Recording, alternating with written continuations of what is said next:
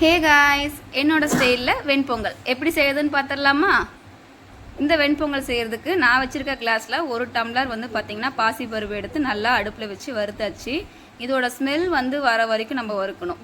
அதே டம்ளரில் வந்து பார்த்திங்கன்னா 2 டம்ளர் வந்து அரிசி வந்து நான் ஊற வச்சு எடுத்திருக்கேன். ஒரு டம்ளருக்கு 2 டம்ளர் தண்ணி கணக்கு எடுத்திருக்கேன். நம்ம குக்கரில் வந்து தண்ணி சேர்த்துட்டு சீரகம் 1 ஸ்பூன், மஞ்சள் தூள் 1/4 ஸ்பூன், கல் உப்பு 1 ஸ்பூன் போட்டுட்டு நல்லா ஒரு மிக்ஸ் கொடுத்துட்டு குக்கரை வந்து மூடி போட்டுடணும். மூடி போட்டு ஏஷம் நம்ம கேஸ்கட் போட்டுட்டு வெயிட்லாம் போடுவோம் இல்லையா, எல்லாம் போட்டுட்டு அடுப்பை ஆன் பண்ணி வச்சாச்சு. நல்லா ஒரு 3-4 விசில் வரட்டும். கொலைய வேகணும் பொங்கல், அப்போ தான் வந்து டேஸ்ட் நல்லாயிருக்கும்.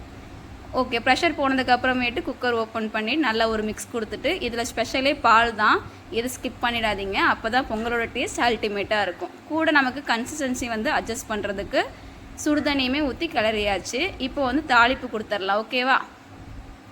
பேனில் 4 ஸ்பூன் கீ ஊற்றிட்டு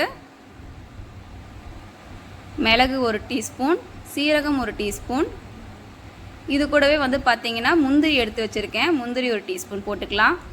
நல்லா இதை வந்து கோல்டன் ஃப்ரை ஆகணும், அது வரைக்கும் ஃப்ரை பண்ணிவிட்டு இஞ்சி 1/4 இஞ்சி வந்து பார்த்திங்கன்னா குட்டி குட்டியாக கட் பண்ணி வச்சுருக்கேன், அது போட்டுட்டு கருவேப்பிலை 1 கொத்து போட்டுட்டு ஒரு 5 பச்சை மிளகா கீறி வச்சுருக்கேன், அதுவுமே சேர்த்துட்டு நல்லா வந்து ஃப்ரை பண்ணி எடுத்துக்கணும். இப்போ கூட வந்து பார்த்திங்கன்னா லாஸ்ட்டாக கொத்தமல்லி இலை சேர்த்திடணும். அப்போ தான் வந்து அதோடய ஸ்மெல் வந்து சூப்பராக இருக்கும். நடுவில் கொஞ்சம் பெருங்காயமும் போட்டுக்கலாம். ஓகே, எடுத்து தாளித்ததை நம்மளுடைய பொங்கல் மிக்ஸில் கொட்டி நல்லா கிண்டி எடுத்தோம் அப்படின்னா நம்மளுடைய வெண்பொங்கல் ரெடி.